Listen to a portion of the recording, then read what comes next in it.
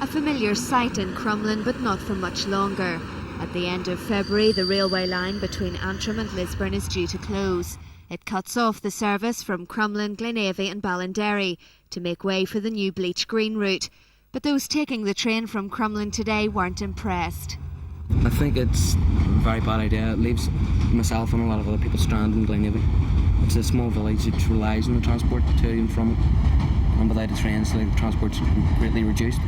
The train is that little bit cheaper for me because you do get the student discount, and with the buses, it's dear. And we live in Crumlin, the service isn't that regular with buses either. And if there's no bus, there's a train. Well, it means that I'll not be able to take public transport because I can't get the buggy onto the bus. Crumlin's population has increased substantially over the past 10 years. Residents can't understand why they're being left without a train service which is vital for commuters.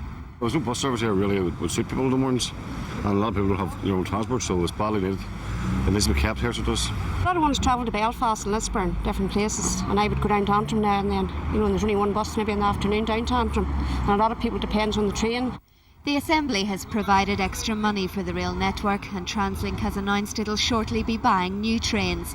The MP for the area wants the line to remain open. I'm very concerned about this, and I'm taking a delegation to meet the Minister, Gregory Campbell, on Thursday to press him to intervene to prevent the closure of this line. The Minister says at this stage he's keeping an open mind. I'd be wanting to see how many people are using it, what the expenditure would be required to keep it open and to maintain it, and to try and build up the numbers of people using that line. And then obviously a decision will have to be made, either to maintain the line, the cost of that, and possible closure.